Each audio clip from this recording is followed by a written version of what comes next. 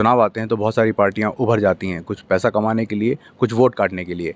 तो क्या कुछ ऐसा ही प्लान तो नहीं है? राष्ट्रपति का बेटा हो या हमारे गांव के किसान का बेटा हो, दोनों का बेटा जब स्कूल जाए तो ये नहीं पता चले कि ये किसका बेटा है। बिहार में दो तरह की राजनीति है। एक अभी सत्ता में जो वो धर्म की राजनीति करते हैं और विपक्ष में जो है वो जाति की राजनीति करते हैं। भ्रष्टाचार एक अहम मुद्दा है जो प्रखंड से लेके राज्य स्तर तक फैला हुआ है और क्या बोले देश स्तर तक है।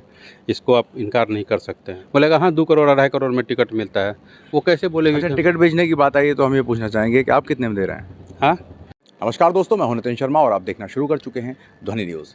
दोस्तों, बिहार में राजनीतिक माहौल है। तमाम नेता अपनी राजनीतिक रोटियां सेकने में लगे हैं। ऐसे में एक बड़ी पार्टी बन के उभर रही है सोशलिस्ट पार्टी इंडिया। उसके प्रदेश के उपाध्यक्ष हमारे साथ मौजूद हैं, कुंदन जी। उनसे बात करते हैं कि किस तरीके का राजनीति में माहौल है, क्या उनके वादे हैं, क्या उनके दावे हैं। सर, सबसे पहले तो बहुत आपका स्वागत है। बहुत बहुत धन्यवाद नितिन जी। ध्वनि न्यूज़ का बहुत बहुत आभार कि आपने सोशलिस्ट पार्टी ऑफ इंडिया को जगह दिया। ये पूछना चाहेंगे कुंदन जी कि सबसे पहले बिहार में राजनीतिक समीकरण क्या है, क्या माहौल है? देखिए, बिहार में दो तरह की राजनीति है। एक अभी सत्ता में जो वो धर्म की राजनीति करते हैं और विपक्ष में जो है वो जाति की राजनीति करते हैं। तो एक ऐसी पार्टी की ज़रूरत महसूस हो रही थी जो जनता की राजनीति कर सके। तो सोशलिस्ट पार्टी इंडिया जो है वो जनता के अहम मुद्दों की राजनीति करती है और हम राजनीतिक शुचिता की बात करते हैं। बाकी पार्टी जो है वो राजनीतिक शुचिता की बात नहीं करती है, भ्रष्टाचार के खिलाफ खड़े होने की बात नहीं करती है, चाहे सत्तारूढ़ हो या विपक्ष हो। क्या जनता के ऐसे मुद्दे थे, क्या ऐसी परेशानियां थीं जिसके चक्कर में आपको आना पड़ा? मैंने सबसे पहले कहा कि आपको भ्रष्टाचार एक अहम मुद्दा है जो प्रखंड से लेके राज्य स्तर तक फैला हुआ है और क्या बोले देश स्तर तक है। इसको आप इनकार नहीं कर सकते हैं। तो हम लोगों ने सबसे पहला जो मुद्दा उठाया है वो है समान शिक्षा का अधिकार। राष्ट्रपति का बेटा हो या हमारे गांव के किसान का बेटा हो, दोनों का बेटा जब स्कूल जाए तो ये नहीं पता चले कि ये किसका बेटा है। दोनों को एक समान का स्कूल, एक समान का किताब, एक समान का बस्ता, एक समान का शिक्षक मिलना चाहिए।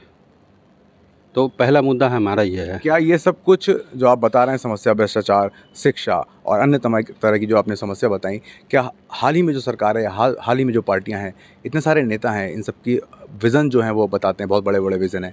प्रशांत किशोर की भी एंट्री हुई है। इन सबको किस तरह देखेंगे कि क्या ये कुछ नहीं कर पा रहे थे? तो भाई, तो कुछ तो केंद्र में 50 साल 60 साल रहे हैं, कुछ राज्य में 20 साल रहे हैं, कुछ राज्य में 15 साल रहे हैं, कुछ राज्य में 25 साल रहे हैं। तो बिहार में आके अगर आपको ज्ञान हो जाता है, और प्रशांत किशोर जी भी उसी में हैं। ये भाजपा के साथ रहे, भाजपा को चुनाव जिताए, ओजस्वी तेजस्वी प्रधानमंत्री भारत को दिए, लेकिन उनके साथ रह के सुधार का काम नहीं किए। ममता बनर्जी को जिताए, वहाँ पे जाके भी सुधार का काम नहीं किया। जदयू में रहे, वहाँ पे भी सुधार का काम नहीं कर पाए।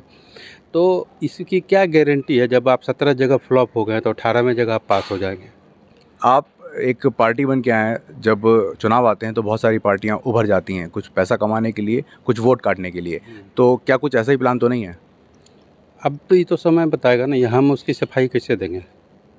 अगर कोई पार्टी वोट काटने आती है और वो कहती है कि हम पैसे से सत्ता और सत्ता से पैसा की राजनीति को ख़त्म करेंगे, तो अगर वोट कटुआ पार्टी है तो मेन स्ट्रीम पार्टी को ये ख़त्म कर देना चाहिए।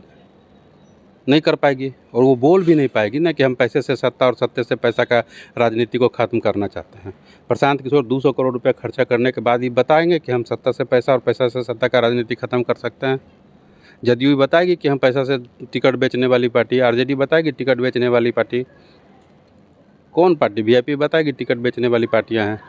समाज में इसका यही प्रारूप बना हुआ है। लोगों से पूछिए, बोलेगा हाँ 2 करोड़ 2.5 करोड़ में टिकट मिलता है, वो कैसे बोलेगी? अच्छा, टिकट बेचने की बात आई है तो हम ये पूछना चाहेंगे कि आप कितने में दे रहे हैं? हाँ, हम ना टिकट देंगे, ना हम पैसा देंगे, ना टिकट देंगे, ना पैसा देंगे। ये सब बात करिएगा तो भगा देंगे। हम कैंडिडेट खोज के काम करते हैं। हमारी सबसे प्रायोरिटी है कि हमारे पास एक अच्छे कैंडिडेट हों जो चुनावी रणनीति को समझते हैं और चुनाव में भाग लेते हैं। अच्छे होने का मतलब ये नहीं है कि आप चुनावी रणनीति को जानते हैं और भाग लेंगे और जीत जाएंगे, पहली बात। दूसरा, हम अपराध से नफरत करते हैं, अपराधी से नफरत नहीं करते हैं। वो भी समाज का एक हिस्सा है।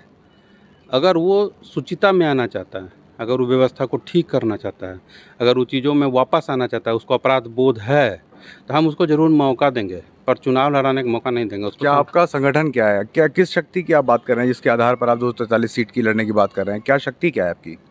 देखिए, कोई भी चीज़ स्टार्ट होता है एक हौसला से, और मात्र 3 महीने पहले ही खड़ी हुई पार्टी बिहार के लगभग जिलों में अपना संगठन खड़ा कर रही है और 70% तक संगठन खड़ा कर लिया है। और जो संगठन है वो बाकी पार्टियों से कई गुना बड़ा संगठन है।